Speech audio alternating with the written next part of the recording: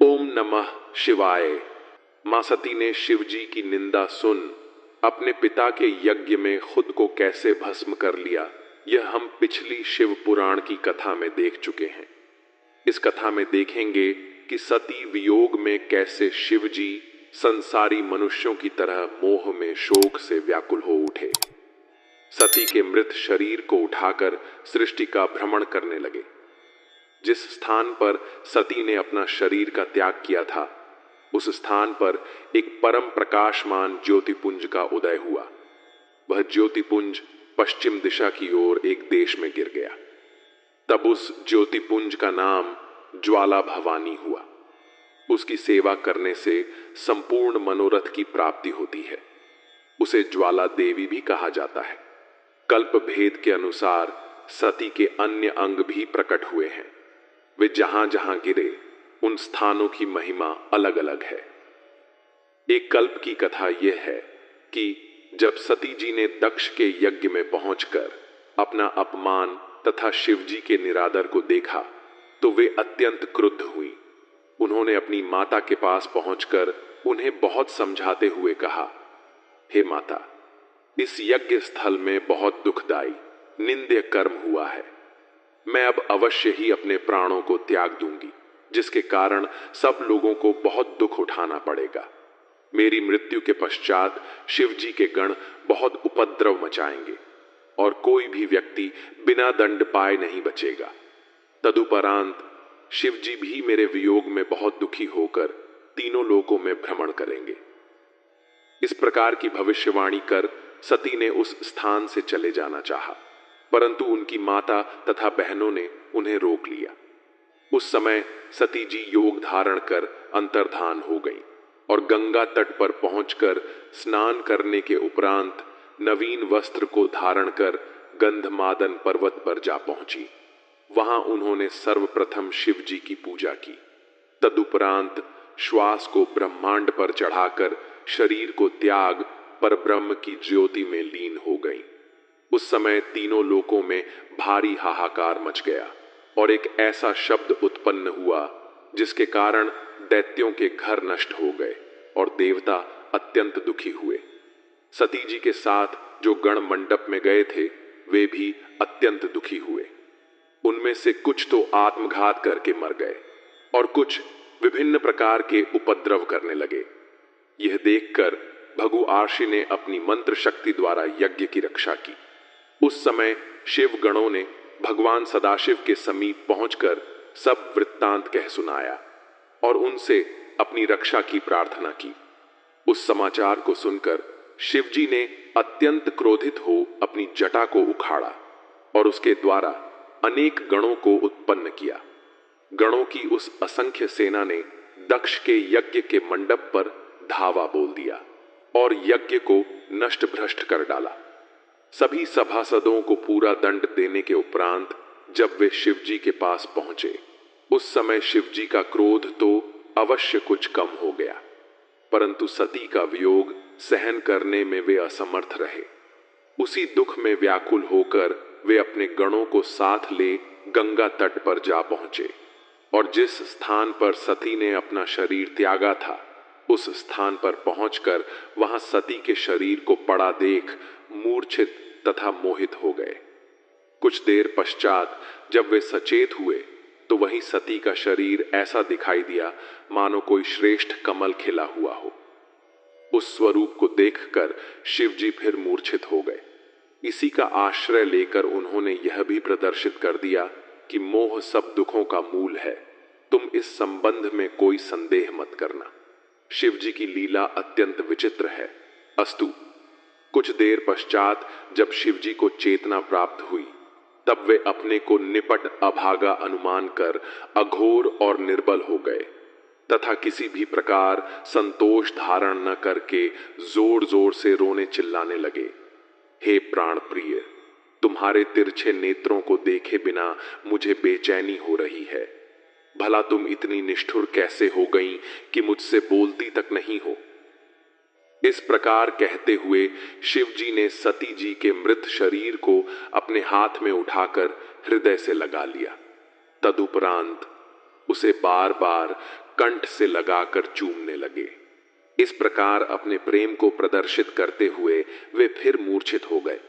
कुछ देर बाद जब उन्हें चेतना प्राप्त हुई तो वे सती के मृत शरीर को अपने कंधे पर लादकर घोर दहक उठाते हुए चारों ओर भ्रमण करने लगे। उन्होंने संपूर्ण देश, पर्वत, द्वीप, समुद्र, वन, लोकाक, सप्तशृंग पर्वत आदि संपूर्ण पृथ्वी का भ्रमण किया। तदुपरांत वे भरतखंड में आकर देव नदी के तट पर खड़े हो गए। उस स्थान पर एक बरगद का बहुत बड़ा तथा श्रेष्ठ वृक्ष था। वहीं दौड़ दौड़कर शिवजी ने रुदन करना आरंभ कर दिया। साथ ही सती प्रिय आदि अनेक नाम लेकर वे सती को पुकारने लगे।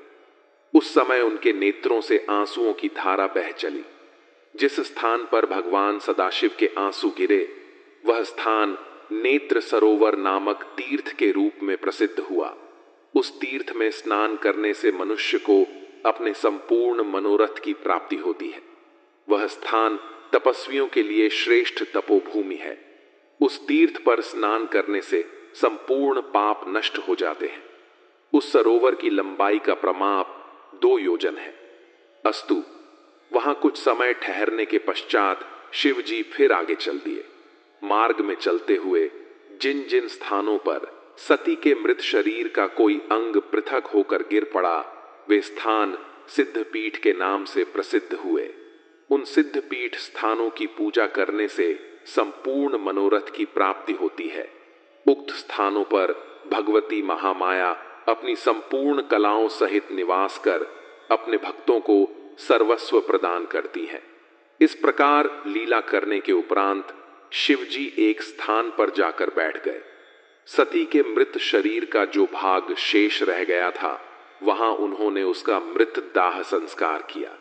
तदुपरांत उनकी हड्डियों को एकत्रित कर एक माला बनाई जिसे उन्होंने अपने कंठ में धारण कर लिया।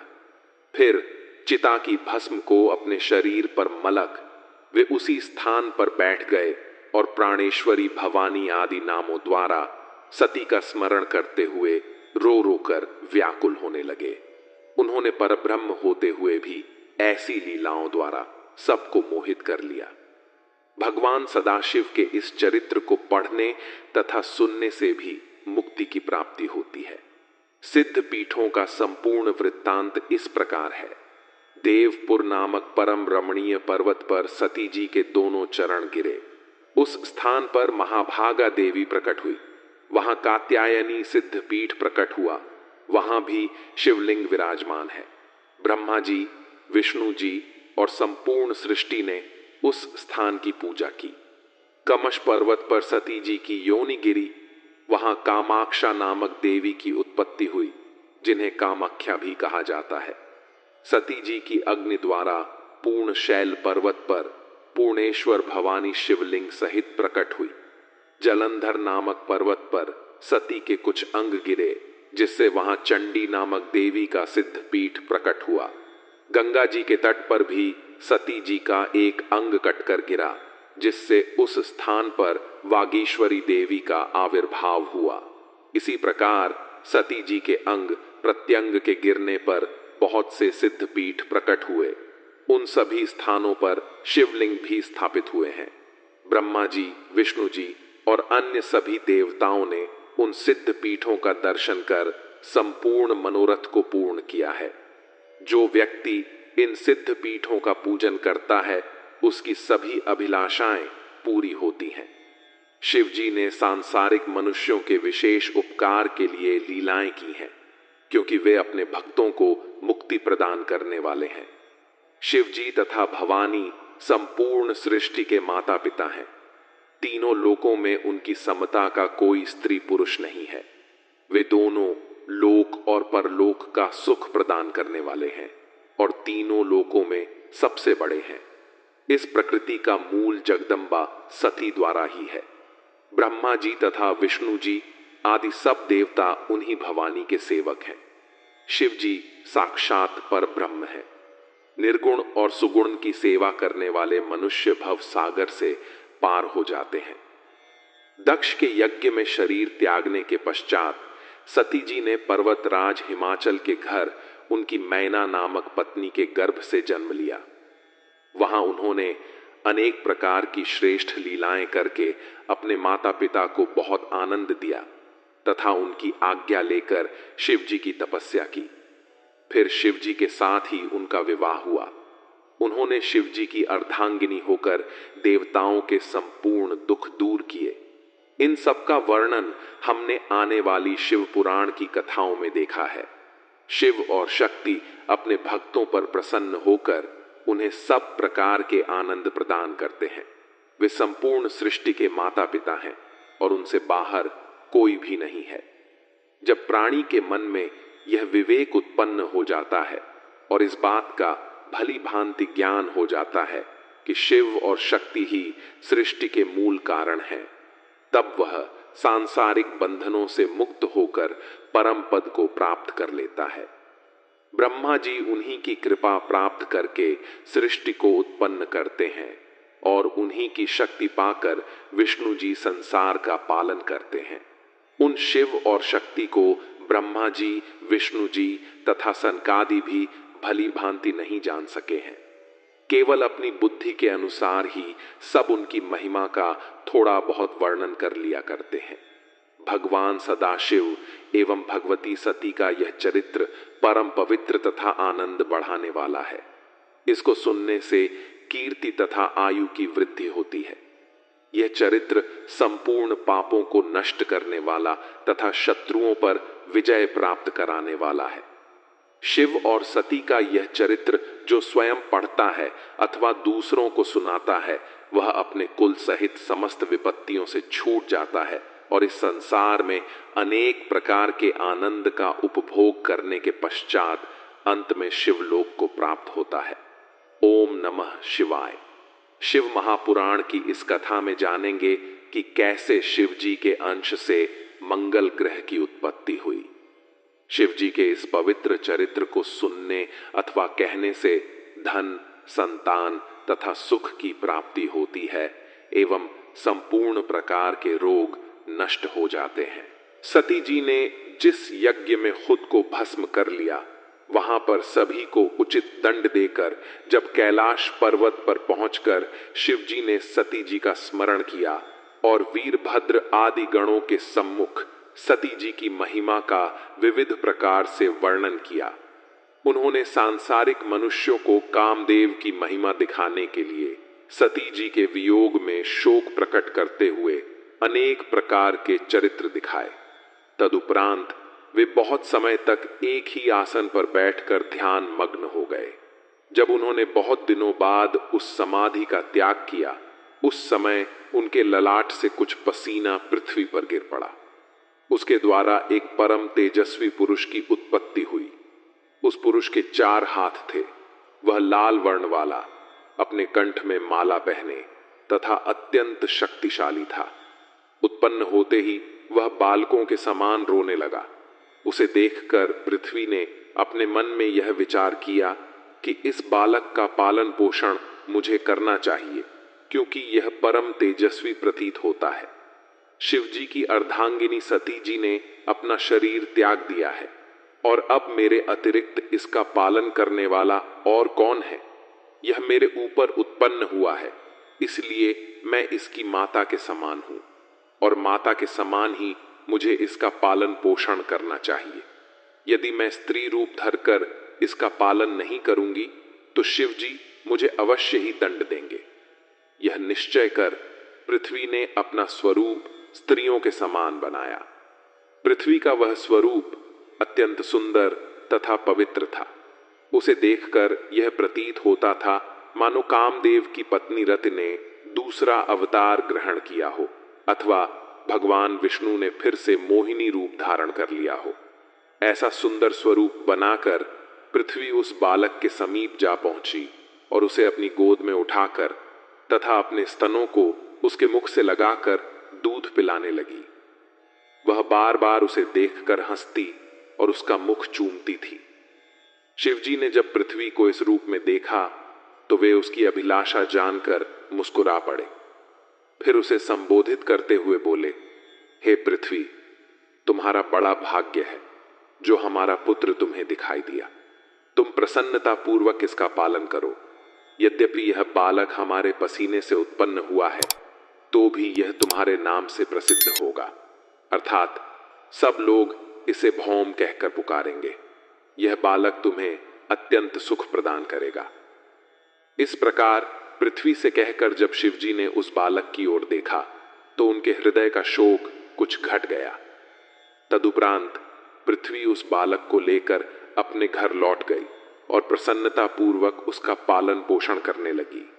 वह भौम नामक बालक शरद काल की रात्रि के समान निरंतर वृद्धि को प्राप्त होने लगा। जब वह बड़ा हुआ तो शिवजी का पूजन करने के निमित्त मधुवन में जा पहुंचा और अत्यंत भक्तिपूर्वक शिवजी की पूजा करने लगा। उसने ग्रीष्म ऋतु में अग्नि सुलगाकर तथा शीत ऋतु में जल में बैठकर शिवजी की पूजा की।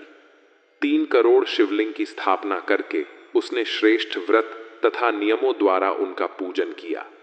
इस प्रकार कठिन तपस्या करने के उपरांत जब वह एक स्थान पर निश्चिंत होकर बैठा, उस समय शिवजी ने अत्यंत प्रसन्न होकर उसे अपने दर्शन प्रदान किए। शिवजी के दर्शन प्राप्त कर भम ने सर्वप्रथम अत्यंत कठिन शब्दावली में रचित उनकी स्तुति की। तदुपरांत यह कहा, प्रभु, मैं स्वयं आपसे कुछ नहीं मांगना चाहता, अस्तु आप मेरे लिए जो भी उचित समझे वह वरदान देने की कृपा करें। यह सुनकर शिवजी अत्यंत प्रसन्न होकर बोले, हे भौम, तुम्हारी बुद्धि को धन्य है।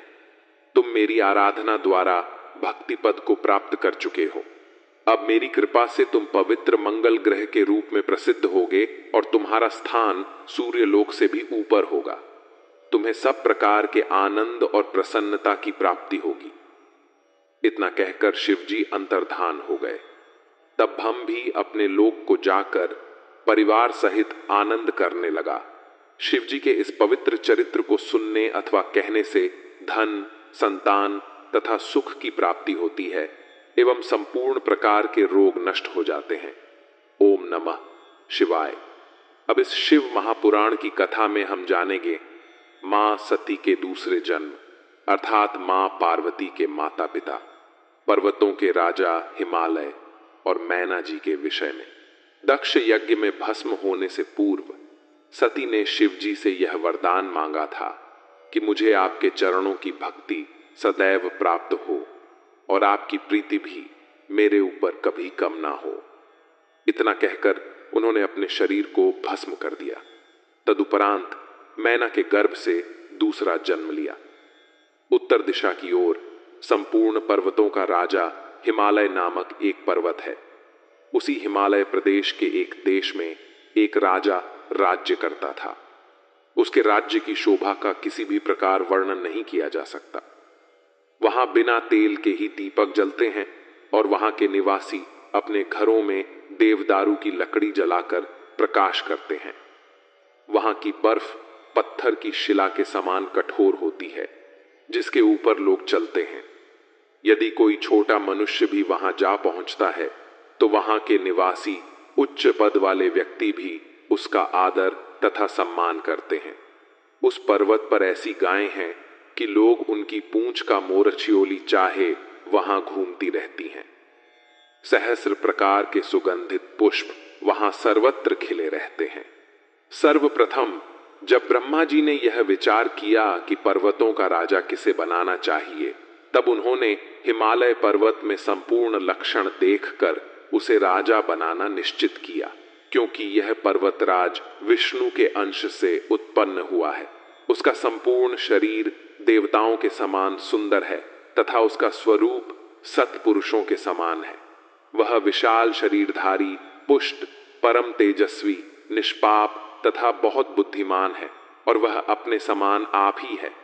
वह ना तो औरों को दिखाई देता है और ना कोई उसके पास पहुंच ही सकता है। पर्वतों का स्वामी होने के पश्चात वह नीति पूर्वक राज्य करता हुआ प्रजा का पालन करने लगा। उसकी प्रजा भी शुद्ध आचरण वाली तथा व्रत नियमों को धारण कर धर्म मार्ग पर दृढ़ रहती थी। जिस प्रकार सूर्य पृथ्वी से रस लेता है तथा वर्षा द्वारा पुनः उसी को दे देता है, उसी प्रकार वह राजा भी अपनी प्रजा से जो कर लेता था उस सब को उसी की भलाई में व्यय कर देता था।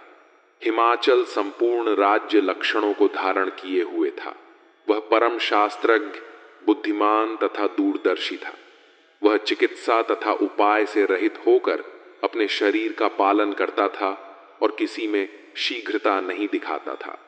वह दूसरों के आनंद के लिए धन संचित करता था और इसलिए मौन रहता था कि अधिक ना बोलने से श्रेष्ठ बुद्धि की प्राप्ति होती है। शक्तिशाली होते हुए भी वह दीन बना रहता था। त्याग तथा संतोष की कीर्ति का प्रकाश बढ़ाकर उसने अहंकार से अपना संबंध तोड़ लिया था। यद्यपि वह युवा था तो भी वृद्ध पिता की भांति अपनी पुत्र रूपी प्रजा का उदारता पूर्वक पालन करता था। वह दंड देने योग्य व्यक्तियों को इसलिए दंड देता था ताकि धर्म स्थिर बना रहे। वह प्रत्येक विद्या तथा गुण का झाता था। उसके राज्य में चोरों ने चोरी करना छोड़ दिया और वे वेद की आज्ञा अनुसार चलने लगे। उसके मित्र उसके प्रति हृदय में सच्चा स्नेह रखते थे। उसके राज्य में किसी को कष्ट नहीं था। उस श्रेष्ठ राजा के विवाह के लिए सब देवताओं ने उद्योग किया। उन्होंने अपने मनोरथ की पूर्ति के हेतु पितरों से कहा कि आप अपनी बड़ी पुत्री, जिसका नाम मैना है, का विवाह हिमाचल के साथ कर दीजिए। ऐसा करने से देवताओं के अनेक कार्य सिद्ध होंगे तथा सब लोगों के दुख दूर हो जाएंगे। अपनी पुत्रियों के शाप का स्मरण कर पितरों ने देवताओं की यह बात स्वीकार कर ली और एक शुभ लग्न में मैना का विवाह हिमालय के साथ कर दिया। विवाह में आनंद मंगल की जो जो रीति होती है वे सब यथाविधि संपन्न हुई। उस विवाह को देखकर ब्रह्मा जी, विष्णु जी तथा देवताओं को यह समझकर विशेष प्रसन्नता हो रही थी कि इसके घर में जो पुत्री उत्पन्न होगी वह भगवान सदाशिव को ब्याही जाएगी। अस्तु, विवाह हो जाने के उपरांत हिमाचल मैना को साथ ले अपने घर को लौट गए। ब्रह्मा जी के पुत्र दक्ष प्रजापति ने सर्वप्रथम बहुत से पुत्र उत्पन्न किए, परंतु उनके द्वारा दक्ष को आनंद लाभ नहीं हुआ, क्योंकि वे मुक्ति पाकर परम पद को जा पहुंचे। तब यह देखकर दक्ष प्रजापति ने 7 कन्याएं उत्पन्न की और उनका विवाह चंद्रमा आदि के साथ कर दिया। यह वृत्तांत पहले ही सुना चुका हूं। दक्ष की उन पुत्रियों में एक लड़की का नाम स्वय था। उसका विवाह पितरों के साथ हुआ। स्वय के गर्भ से 3 कन्याओं ने जन्म लिया। उनमें सबसे बड़ी का नाम मैना, मंझली का नाम धन्या तथा छोटी का नाम कलावती था। प्रातःकाल के समय जो मनुष्य इनका नाम लेता है उसके संपूर्ण मनोरथ पूरे होते हैं। इनके शुद्ध चरित्र को सुनने से आनंद की प्राप्ति होती है, क्योंकि तीनों लोकों में सम्मान प्राप्त करने वाली ये इसी योग्य है। एक दिन की बात है कि यह तीनों कन्याएं श्वेत द्वीप में जाकर क्षीर समुद्र के निकट भगवान विष्णु के समीप जा पहुंची और वहां विष्णु जी के दर्शन के उपरांत उनकी स्तुति करके उनकी आज्ञा से वहीं एक स्थान पर बैठ गए।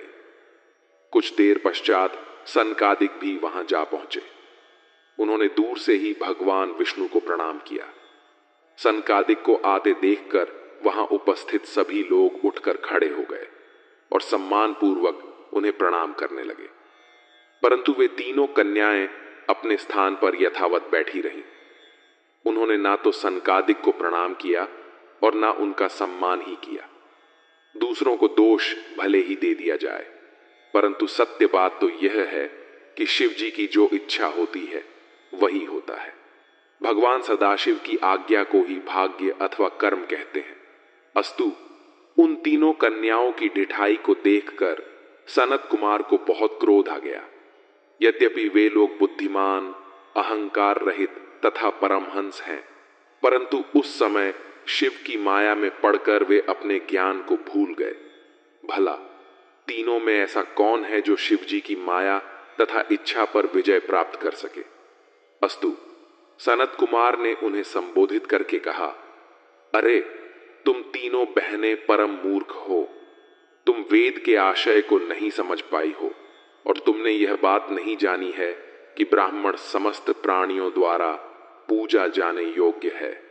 तुमने अहंकार के वशीभूत हो मनुष्य के समान अपने मार्ग को त्याग दिया है और हमारा बहुत निरादर किया है। अतः हम तुम्हें यह शाप देते हैं कि तुम देवभूमि स्वर्ग को त्याग कर मनुष्यों के देश में जाकर रहो। इस शाप को सुनकर वे तीनों आश्चर्यचकित रह गईं और सनत कुमार की प्रार्थना करती हुई बोली, हे मुनि, हमसे यह बड़ा भारी अपराध हुआ जो आपका सम्मान नहीं किया। वास्तव में यह अपराध हमसे मनुष्य के समान ही बन पड़ा है, उसका फल भी हम प्राप्त कर चुकी है।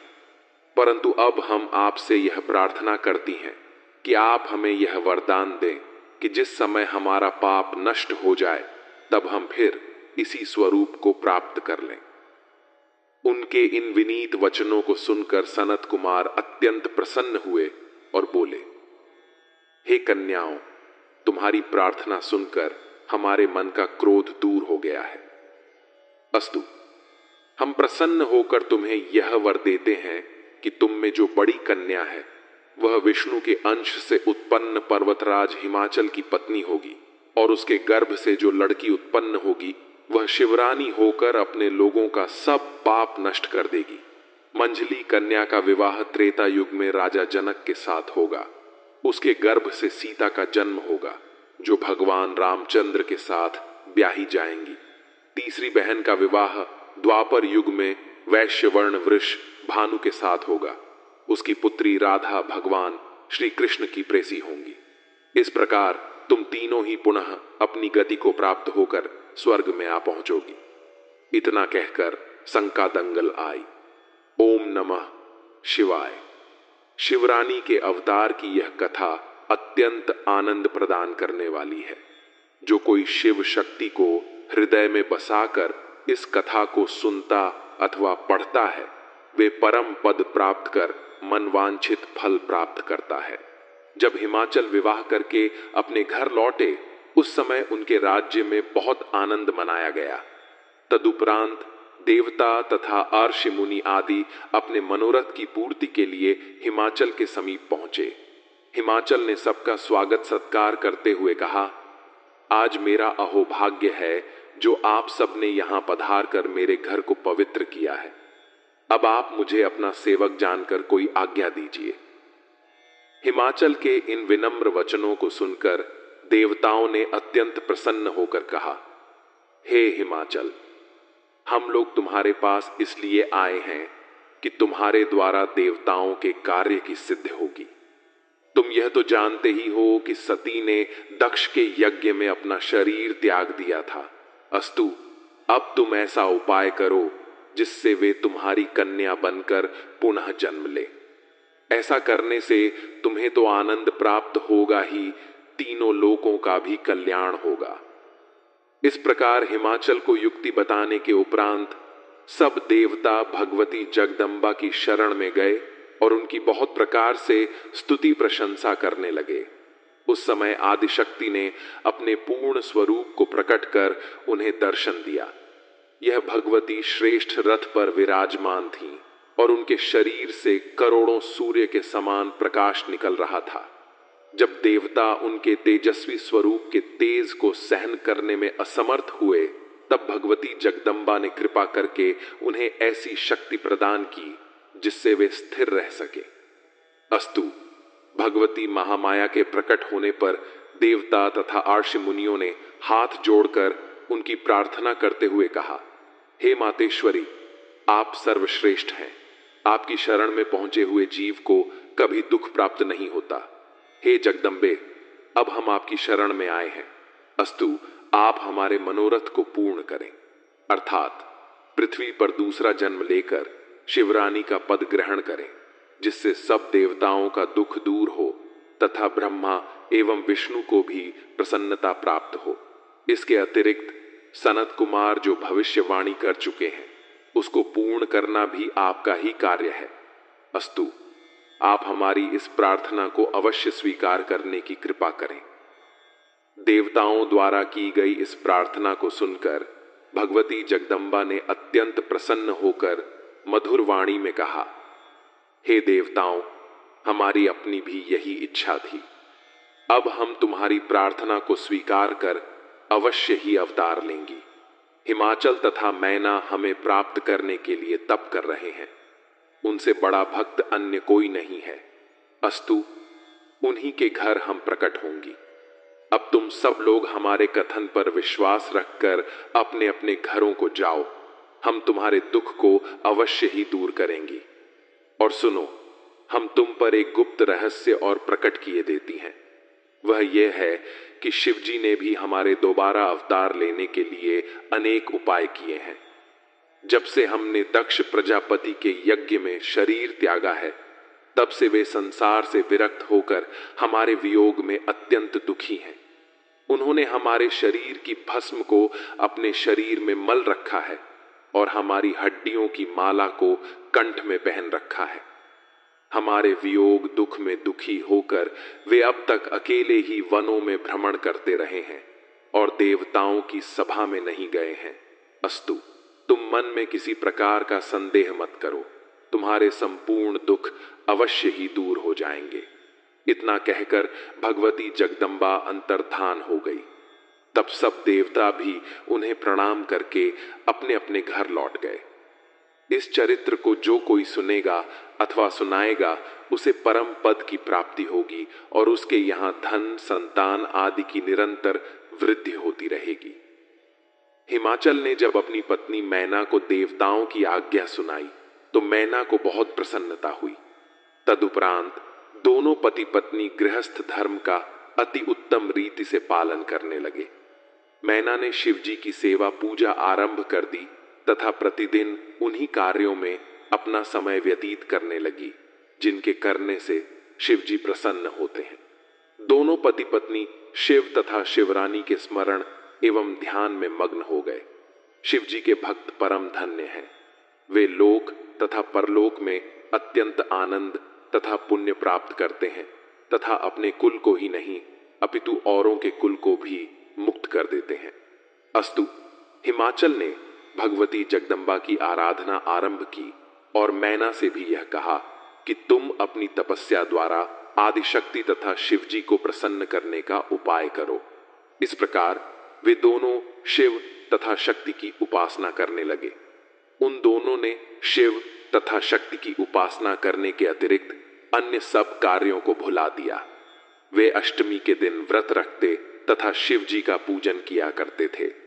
श्रावण मास में शिव व्रत रखने के उपरांत उसकी पूर्णता के निमित्त गंगा तट पर बसे औषध प्रस्थ देश में जा पहुंचे। वहां उन्होंने शिवलिंग की स्थापना कर तपस्या करना आरंभ किया। उस तप की अवधि 20 वर्ष की थी। उस बीच में उन्होंने कभी अन्न जल ग्रहण किए और कभी केवल वायु का ही भक्षण करते हुए शिव तथा शक्ति का विधिवत पूजन किया। जब वह तपस्या पूर्ण हुई तब भगवती उमा ने प्रकट होकर उन्हें अपना दर्शन देकर कृतार्थ किया। उनका शरीर सजल मेघ के समान श्रेष्ठ श्याम वर्ण था तथा 8 हाथ और 3 आंखें थीं। वे सब प्रकार के वस्त्राभूषण से अलंकृत थीं। तब उन भगवती ने प्रकट होकर मैना से कहा, हे मैना, तुम अपने मनोरथ को प्रकट कर जो चाहो मांग लो। जब मैना ने अपने नेत्र खोलकर भगवती जगदम्बा के स्वरूप को देखा तो उसे अत्यंत प्रसन्नता हुई। उसने हाथ जोड़कर कहा, हे माता, मेरे धन्य भाग्य है जो मुझे आज आपके दर्शन प्राप्त करने का यह सौभाग्य प्राप्त हुआ है। मैं इस समय आपकी कुछ स्तुति करना चाहती हूं, परंतु हे माता, ना तो मुझे ज्ञान ही है और ना मैं विद्या ही जानती हूं जिससे अपनी इस अभिलाषा को पूर्ण कर सकूं। यह सुनकर भगवती महामाया ने मैना के शरीर से अपने हाथ का स्पर्श करा दिया, जिसके कारण उसे उसी समय श्रेष्ठ ज्ञान की प्राप्ति हुई। तब वह अत्यंत प्रेम मग्न होकर अपनी आंखों से अश्रु वर्षा करने लगी। उस समय उसने ऐसे कठिन शब्दों से युक्त श्रेष्ठ पदावली में जगदम्बा की स्तुति की जिसे बड़े बड़े विद्वान भी अच्छी तरह नहीं समझ सके। उस स्तुति को सुनकर भगवती ने कहा, हे मैना, जो व्यक्ति इस स्तुति को सुनेगा अथवा पढ़ेगा वह अपने संपूर्ण मनोरथों को प्राप्त करेगा तथा संसार में स्त्री, पुत्र, धन आदि प्राप्त करके अंत में मेरे लोक में आएगा। भगवती महामाया के इन कृपापूर्ण वचनों को सुनकर मैना ने हाथ जोड़कर कहा, हे मातेश्वरी, तीनों लोकों में ऐसी कौन सी वस्तु है जिसे आप न दे सकती हो। अस्तु, अब मेरी आपसे यही प्रार्थना है कि सर्वप्रथम मेरे गर्भ से अत्यंत धीर, वीर तथा गुणी पुत्रों का जन्म हो। वे ब्रह्म ज्ञानी होकर अपने कुल का मान बढ़ाएं तथा दोनों वैश्यों को मुक्ति देने वाले सिद्ध हों। तदुपरांत मेरे गर्भ से एक ऐसी कन्या का जन्म हो जो सब बातों में आपके समान ही हो, तीनों लोकों में उसके समान और कोई ना हो, और वह देवताओं की दुख रूपी जड़ को काटने में कुल्हाड़ी के समान सिद्ध हो सके। मैना की इस प्रार्थना को सुनकर भगवती जगदम्बा ने मुस्कुराकर कहा, हे मैना, तुम्हारी बुद्धि को धन्य है जो तुमने ऐसा वर मांगा है। मैं तुम्हें इच्छित वर देती हूं और यह बताती हूं कि तुमने जिस प्रकार 100 पुत्रों की कामना की है वे तुम्हारे गर्भ से उसी रूप में जन्म लेंगे, परंतु अपने समान मैं स्वयं ही हूं। अस्तु, तुम्हारी मनोविला की पूर्ति हेतु मैं स्वयं ही तुम्हारे घर में अवतार लूंगी। इतना कहकर भगवती जगदम्बा अंतर्धान हो गई। तब जिस दिशा की ओर वे अंतर्धान हुई थीं, उस दिशा की ओर प्रणाम करने के पश्चात मैना भी अपने घर को लौट चली। जब उसने घर जाकर हिमाचल को यह वृत्तांत सुनाया तो वे अत्यंत प्रसन्न हुए और उन्होंने मैना की बहुत प्रकार से प्रशंसा की। तदुपरांत हिमाचल ने इस उपलक्ष्य में एक बहुत बड़ा उत्सव मनाया। जब मैना ने शक्ति को अपने ऊपर प्रसन्न देखा, तब वह आनंदित हो अपने घर लौट आई।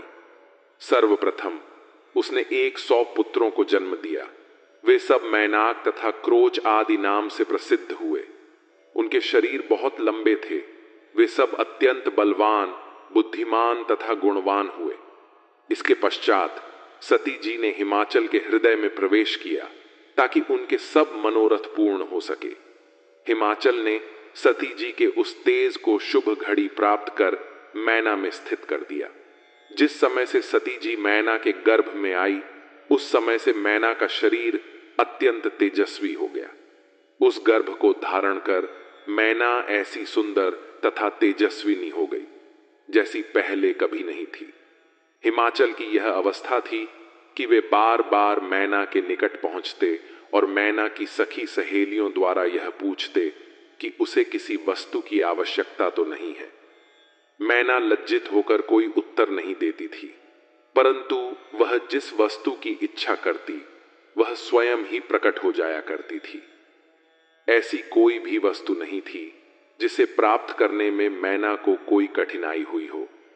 मैना का गर्भ जितना अधिक बढ़ता जाता था, उतना ही उसका तेज भी अधिक होता जाता था।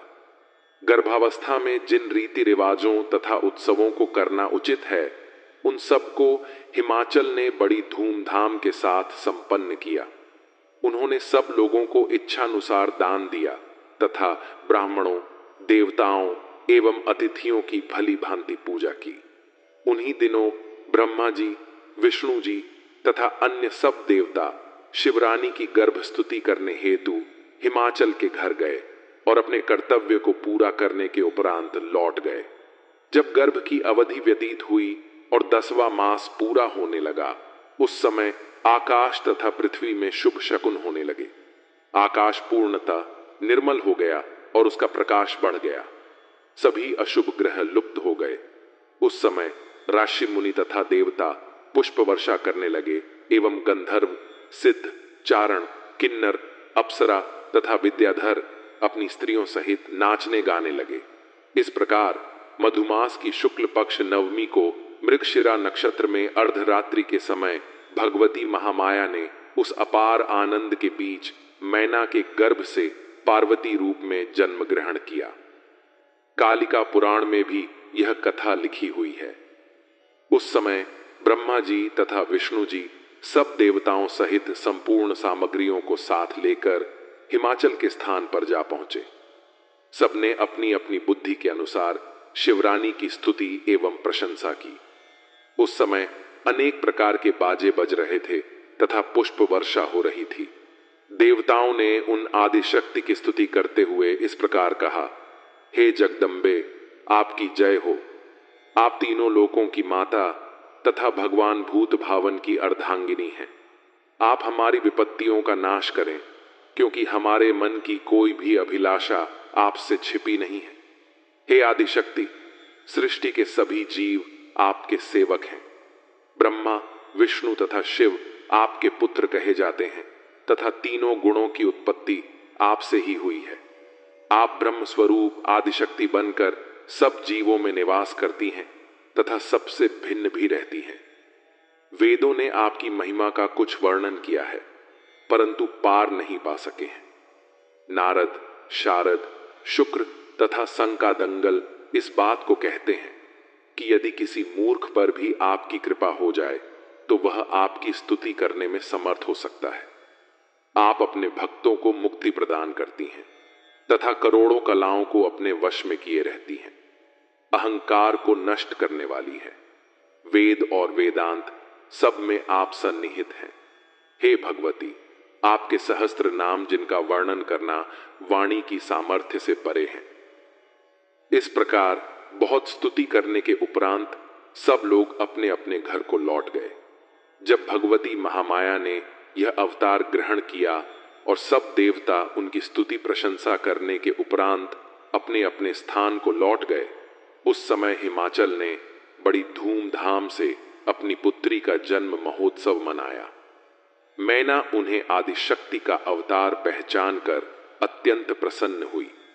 उस समय भगवती जगदम्बा ने भी अष्टभुजी स्वरूप धारण कर मैना को अपना दर्शन देकर कहा, उस स्वरूप का वर्णन करना अत्यंत कठिन है। वे भगवती 8 भुजाएं, 3 नेत्र एवं ज्योतिपूर्ण वस्त्र और अलंकारों को धारण किए हुए थीं। मैना ने जब उन्हें इस स्वरूप में देखा तो उनकी बहुत प्रकार से प्रशंसा करते हुए यह कहा, हे भगवती, आपने अत्यंत कृपा करके मेरे घर में अवतार लिया है। मेरी यही प्रार्थना है कि आपका यह स्वरूप मेरे हृदय में सदैव स्थित रहे। अब आप कृपा करके पुनः अपना बाल स्वरूप धारण कर मुझे सुख पहुंचाएं। मैना की प्रार्थना सुनकर भगवती महामाया ने उसे सांत्वना देते हुए कहा, हे मैना, मैंने इस समय यह स्वरूप केवल इसीलिए धारण किया है ताकि तुम्हारे हृदय में यह विश्वास हो सके कि मैं वही देवी हूं जिसे तुमने वरदान प्राप्त करते समय देखा था। अब तुम अपने मन में निश्चिंत हो जाओ। इतना कहकर भगवती जगदम्बा ने पुनः बाल स्वरूप धारण कर लिया और नवजात शिशु की भांति रुदन करने लगी। हिमाचल को भी उस समय बहुत हर्ष हुआ। तदुपरांत पुरोहित, गुरु, ब्राह्मण तथा ऋषि मुनियों को साथ लेकर घर के भीतर पहुंचे। नगर की सब स्त्रियां भी उस समय अपना अपना श्रृंगार कर बधाई देने के लिए मैना के समीप आ पहुंची। हिमाचल ने रीतिपूर्वक संपूर्ण संस्कारों को संपन्न किया। तदुपरांत ब्राह्मणों ने उस कन्या का नाम गिरिजा, काली आदि रखे। बाल स्वरूपा शिवरानी ने संसारी बालिकाओं की भांति ही अनेक चरित्र करके माता पिता को प्रसन्न करना आरंभ किया। जैसे जैसे उनकी आयु बढ़ती जाती थी, वे विविध प्रकार के चरित्रों द्वारा सबको प्रसन्नता प्रदान करती थी। वे कभी गोद में लिपटकर मुस्कुराती, कभी अपनी तोतली वाणी से ऐसी बातें कहती थीं जिन्हें सुनकर अत्यंत प्रसन्नता प्राप्त होती थी। कुछ समय में ही उन्हें उमा, शिवरानी सुनकर माता पिता आदि नाम से भी पुकारा जाने लगा। संसारी रीति के अनुसार उन्होंने विद्या अध्ययन भी प्रारंभ किया और कुछ ही समय में संपूर्ण विद्याओं में निदान हो गई। बाल्यावस्था व्यतीत हो जाने पर जब उन्होंने युवावस्था में प्रवेश किया, उस समय की उनकी सुंदरता का वर्णन किसी भी प्रकार नहीं किया जा सकता।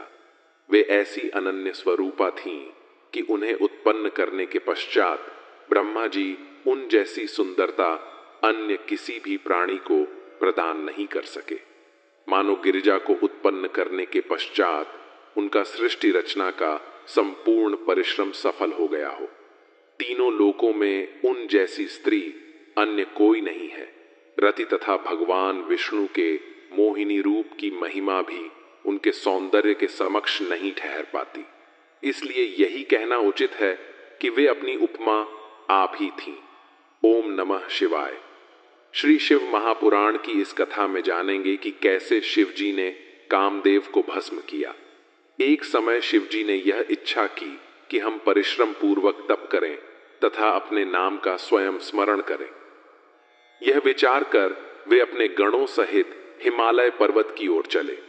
जब वे हिमालय पर्वत पर पहुंचे तो उन्होंने अपने डमरू को बजाना आरंभ कर दिया।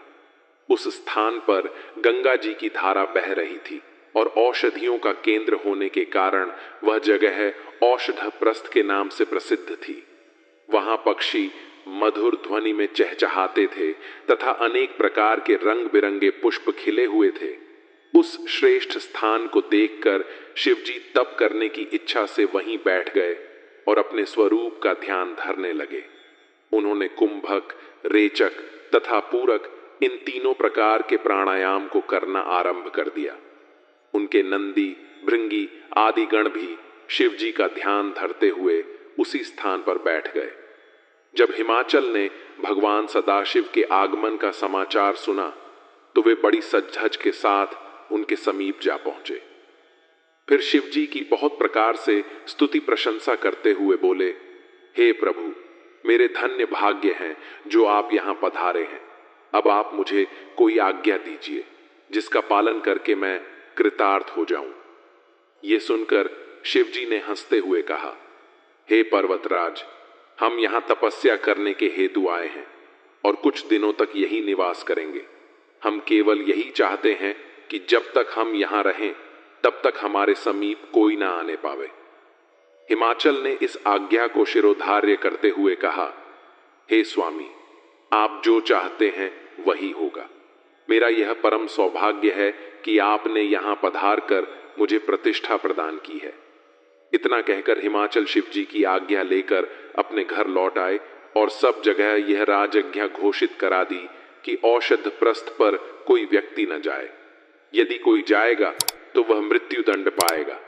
आज्ञा के उपरांत हिमाचल अपनी पुत्री गिरिजा को साथ लेकर फिर शिवजी की सेवा में पहुंचे और उनकी स्तुति प्रशंसा करने के उपरांत बोले, हे प्रभु, यदि आप आज्ञा दें तो मेरी कन्या गिरिजा अपनी सखियों सहित यहां आपकी सेवा करती रहे। हिमाचल की प्रार्थना सुनकर शिवजी ने गिरिजा को सिर से पांव तक देखने के उपरांत विचार किया कि श्रेष्ठ कार्यों में स्त्री बाधा स्वरूप होती है, इसलिए उत्तम कार्य करते समय स्त्री को पास रखने का निषेध किया गया है। कामदेव का उत्तम शस्त्र स्त्री को ही कहा गया है, इसीलिए बुद्धिमान ने स्त्री को संगठित मरोगिंदी के साथ रहना शुभ नहीं माना। स्त्री तप को भ्रष्ट कर डालती है, अतः हमें गिरिजा का यहां रहना स्वीकार नहीं है। शिवजी के मुख से यह वचन सुनकर हिमाचल आश्चर्यचकित रह गया, परंतु गिरिजा ने शिवजी को संबोधित कर कुछ बातें कहीं। गिरिजा ने कहा, हे तपस्वी, आपका मत यह है कि पुरुष प्रकृति से पृथक रहता है, परंतु मैं कहती हूं कि प्रकृति के बिना पुरुष कभी नहीं ठहर सकता।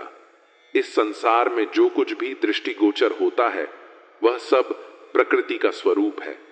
प्रकृति जड़ तथा चैतन्य को अपने वश में रखती है। आपकी समझ में तो पुरुष और प्रकृति अलग अलग हैं, परंतु मेरी समझ में पुरुष प्रकृति से मिला हुआ है, क्योंकि कहना, सुनना तथा तपस्या करना आदि सब कार्य माया के रूप हैं। जो पुरुष माया से अलग है उसे तो तपस्या करते समय किसी के द्वारा विघ्न डाले जाने का भय होना ही नहीं चाहिए। गिरिजा के ऐसे वचन सुनकर शिवजी बोले, हे गिरिजा, तुम्हारी यह बुद्धि केवल अपने मन से उत्पन्न की हुई है, जिसे केवल अनुमान ही कहा जा सकता है। तुम्हें यह जान लेना चाहिए कि ब्रह्मा सबसे श्रेष्ठ है। माया कभी स्वाधीन नहीं है, क्योंकि वह जड़ होती है। यदि तुम्हें ऐसा अहंकार है कि माया और ब्रह्मा एक दूसरे से अलग नहीं रह सकते, तो तुम ब्रह्मा को रोक क्यों नहीं लेती हो? इतना कहकर शिवजी चुप हो गए। तब हिमाचल शिवजी की स्तुति करने के उपरांत अपने घर को लौट गए परंतु गिरिजा को सखियों सहित वहीं छोड़ गए। इस बार शिवजी ने भी उनसे यह आग्रह नहीं किया कि वे गिरिजा को लौटा ले जाएं। अस्तु गिरिजा प्रतिदिन अपनी सखियों सहित शिवजी की सेवा करने लगी। वे वन से अनेक प्रकार के पुष्प आदि तोड़कर लाती और शिवजी का पूजन करती थी, परंतु शिवजी का चित्त किसी भी प्रकार चलायमान न हुआ। गिरिजा अपने मन में विचार किया करती थी कि शिवजी मुझे किस समय स्वीकार करेंगे। उधर शिवजी भी अपने मन में यह सोचते कि यदि मैं गिरिजा को इसी समय ग्रहण कर लूंगा तो इसे अपने मन में बहुत अहंकार हो जाएगा। इसके अतिरिक्त तीनों लोकों में मेरी निंदा भी होगी, क्योंकि उस समय लोग यह कहेंगे कि शिवजी ने काम के आवेश में गिरिजा को ही स्वीकार कर लिया। अस्तु जब गिरिजा मेरे लिए बहुत तपस्या करेगी तब मैं इसके मनोरथ को पूर्ण करूंगा। यह निश्चय कर शिवजी ध्यान में मग्न हो गए। उसी समय तारक नामक दैत्य के द्वारा दुखी होकर सब देवता ब्रह्मा जी के शरण में आए। देवताओं की प्रार्थना सुनकर उन्होंने उन्हें उत्तर दिया, हे देवताओं, तारक ने शिवजी से ऐसा वरदान प्राप्त किया है कि उसे शिवजी के अतिरिक्त और कोई नहीं मार सकेगा। यदि शिवजी के वीर्य से कोई पुत्र उत्पन्न हो तो वह भी तारक को मारने में समर्थ हो सकता है, क्योंकि पुत्र में पिता का तेज रहता है और उसे पिता का स्वरूप कहा जाता है। परंतु यह बात बहुत कठिन दिखाई देती है। इस समय शिवजी हिमाचल पर्वत पर तपस्या कर रहे हैं और गिरिजा अपनी सखियों सहित उनकी सेवा में संलग्न है।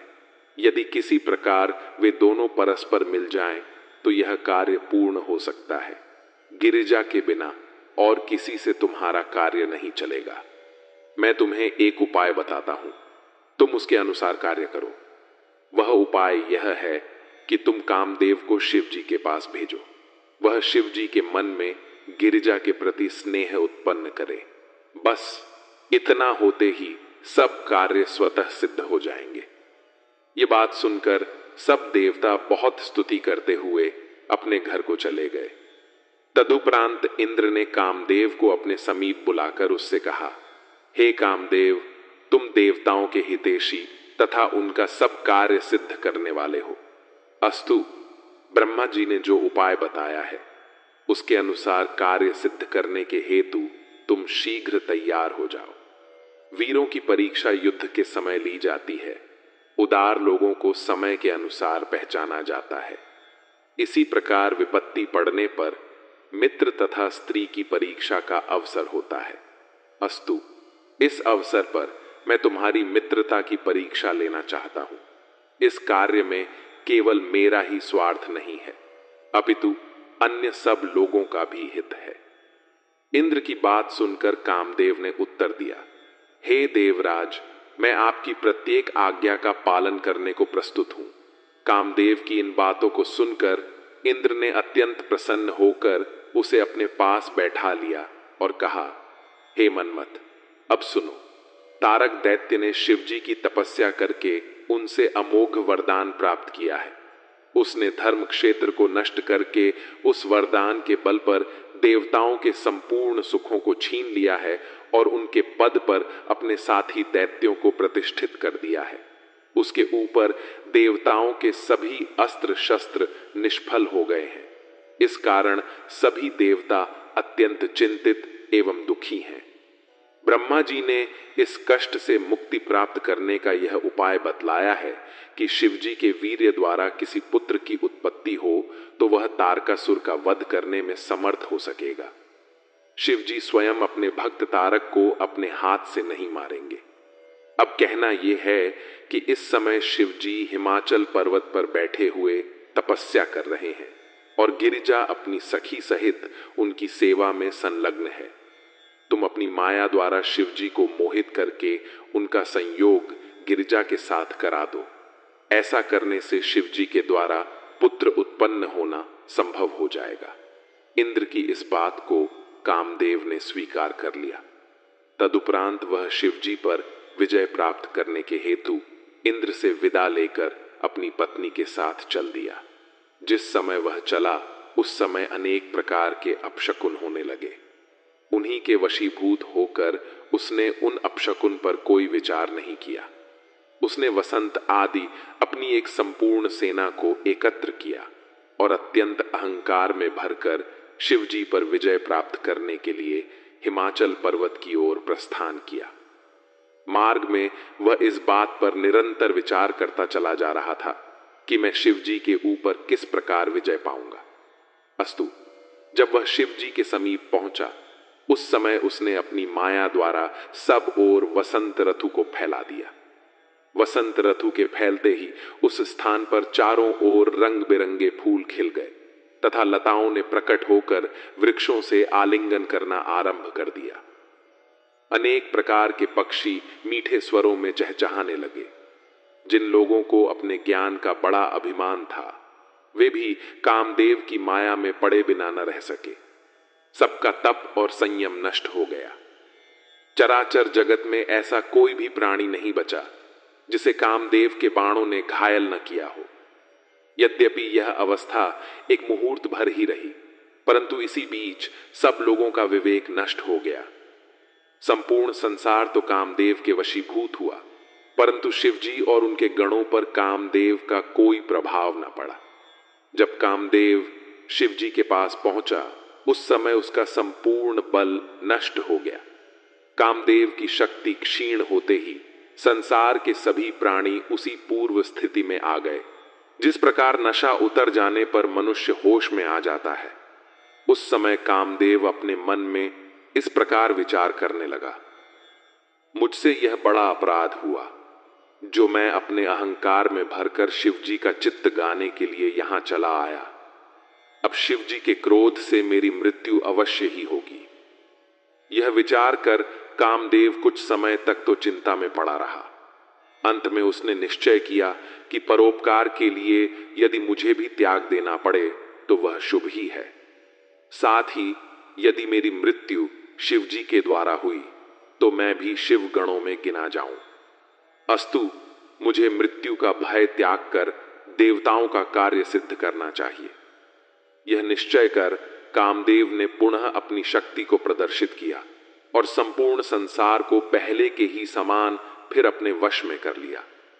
शिवजी ने यह दशा देखकर अपने मन को दृढ़ता पूर्वक वश में कर लिया और हठयोग के साथ बैठ गए।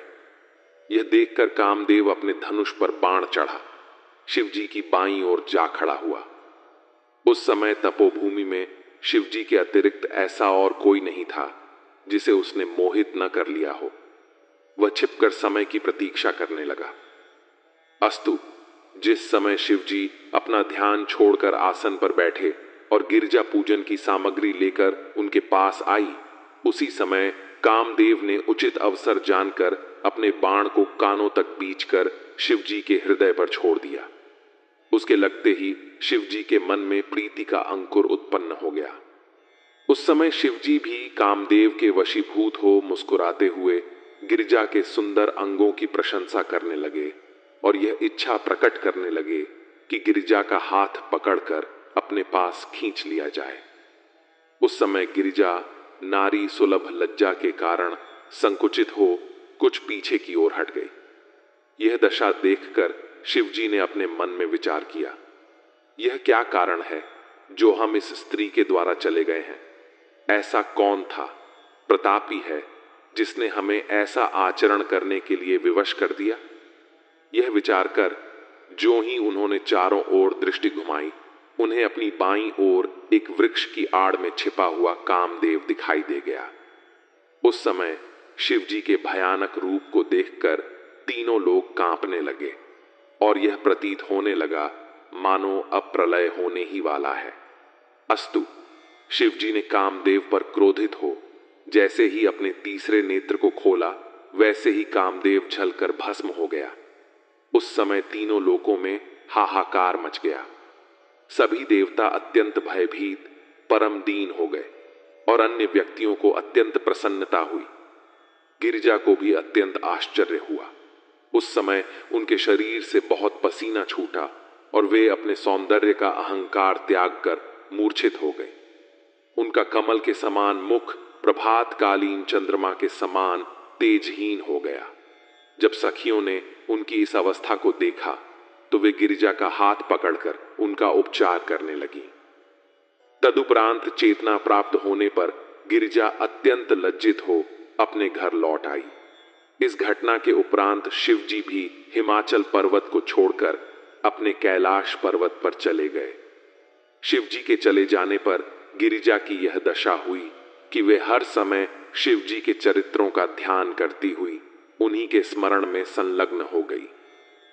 कामदेव की स्त्री रति ने जब अपने पति की मृत्यु को देखा तो वह बहुत प्रकार से विलाप कर उठी और अपने शरीर की सुध बुद्धि को भुला बैठी थी।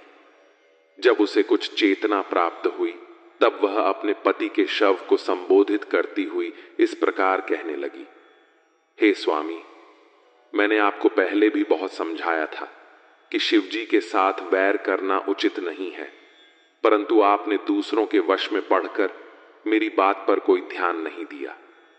हे नाथ, आपने मुझसे कुछ भी नहीं कहा और मुझे त्याग कर अकेले ही शिवपुरी को चले गए। अब मैं अनाथ बनकर रह रही हूं। इस प्रकार की बातें कहते हुए रति ने बहुत विलाप किया। ब्रह्मा जी, विष्णु जी तथा अन्य सभी देवता रति को साथ लेकर शिव जी की शरण में गए और उन्हें प्रणाम करके इस प्रकार स्तुति करने लगे, प्रभु, हम सब लोग शोक रूपी समुद्र में डूब रहे हैं, अंतः आप हमारा उद्धार करने की कृपा करें। प्रार्थना को सुनकर शिव जी ने प्रकट होकर दर्शन दिया। उस समय वे परमहंस के समान स्वरूप धारण किए हुए थे। शिव जी ने प्रसन्न होकर सबको संबोधित करते हुए कहा, हे देवताओं, तुम सब ने जो हमारी स्तुति की है उससे हम अत्यंत प्रसन्न हुए हैं। अब तुम जो चाहो वह हमसे मांग लो। हे प्रभु, आप हमारे मन की इच्छा को भली भांति जानते हैं, हम स्वयं आपसे क्या कहें। यह सुनकर शिव जी ने हंसते हुए कहा, हे देवताओं, हमने ब्रह्मा के शाप को सत्य करने के लिए ही कामदेव को भस्म किया है। अब हम तुम्हें यह वरदान देते हैं कि आज से कामदेव शरीर रहित होकर अतनु के नाम से संसार में प्रसिद्ध होगा और उसकी उत्पत्ति मन के द्वारा हुई करेगी। उचित समय आने पर हम रति को उसका स्वरूप भी दिखा देंगे। तब वह हमारे पास इसी कैलाश पर्वत पर निवास किया करेगा। जब द्वापर युग में विष्णु का अवतार कृष्ण के रूप में होगा तब कामदेव कृष्ण के पुत्र के रूप में जन्म लेगा। उस समय वह रति को पुनः प्राप्त कर लेगा। अब रति को उचित है कि वह उस समय के आने तक इंद्र के यहां जाकर रहे और अपने मन में किसी प्रकार का दोहक न माने। वह बिना कोई परिश्रम किए अपने पति को पुनः प्राप्त कर लेगी। जब रुके गर्भ से पुत्र के रूप में कामदेव की उत्पत्ति होगी, उस समय इंद्र उसे उठा ले जाएंगे और समुद्र में डाल देंगे। वहां समुद्र में एक मछली को एक केवट अपने जाल में फंसा लेगा और उसे शन नामक एक असुर की भेंट कर देगा।